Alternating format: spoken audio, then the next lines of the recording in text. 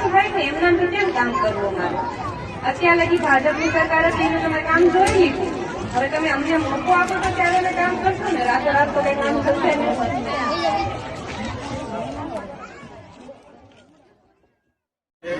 અમારા 4 ઉમેદવાર છે: આશિષભાઈ ઝેડિયા, ફિરોઝભાઈ ચૌહાણ, હસીનાબેન, જેનાથી તો તમે બધા પરિચિત જ હશો, હિનાબેન રેવલ. તો સૌથી પહેલા કહું તો જેમ આ 4 ઉમેદવાર છે ને, એ કોઈ ભાજપ, કોંગ્રેસ, આપ કે એનાથી નથી.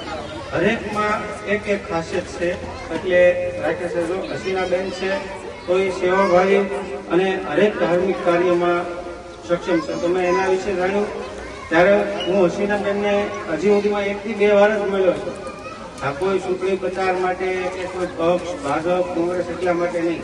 કારણ કે હસીનાબેનને મળ્યો ત્યારે એવું લાગ્યું કે બેન જો ચૂંટણી લડે તો એ લોકોનો અવાજ પોકારી શકે અને વાત કરી શકે, કામ કરી શકે. તેવા આશિષભાઈ છે તો તે મારા મિત્ર છે. ફિરોઝભાઈ છે તેનાથી હું પરિચિત છું, મિત્ર છે. અને હિનાબેન, જે હિનાબેન કાર્યધર નગરપાલિકાની ચૂંટણી લડે એ આશ્ચર્ય કહેવાય. કોઈ એમડીડીએ કરે આવા રાજકારણના ટાઈમમાં જો ચૂંટણી લડવાના આપણા ગામના વિકાસમાં, અને જો આવું ભણેલો માણસ આપણને મળતો હોય તો એ આપણા માટે ગર્વની વાત છે. અને ખુદ હું આજે ગર્વ અનુભવું છું કે હિનાબેન જેટલા ઉમેદવાર પણ આ નગરપાલિકાની ચૂંટણીમાં પાર્ટિસિપેટ કરે છે. તો વાત રહી નગરપાલિકાની, તો અત્યારે ચૂંટણી છે એટલે સારે બાજુ એકબીજા ભાજપને મળી, કોંગ્રેસને મળી, સુધીરભાઈ મોળા, કેશુભાઈ મોળા, તો એવી બધી ચર્ચાઓ થયા કરે છે. પણ વાસ્તવિકતા છે કે પોતે પોતાના કામ કરશે તો વહેલા વહેલી સફળતા મળશે. ખાસ કરીને જે આ છેલ્લા વર્ષ દિવસમાં હું ખરા દિલથી આપની માફી માંગુ છું. બીજા ઉપર ટીકડો ઢોળવા કરતા મારી કંઈક ફરજ કરીને તમામ પ્રયાસો કરવા છતાં ટેક પાણી આપણે પી લઈશું.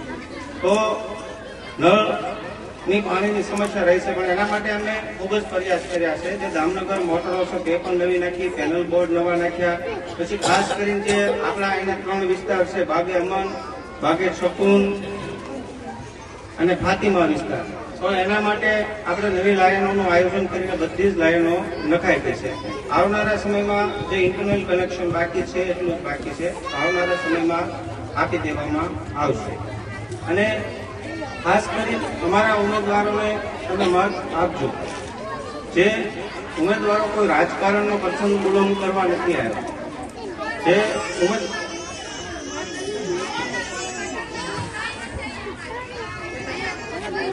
हाँ बेन इसको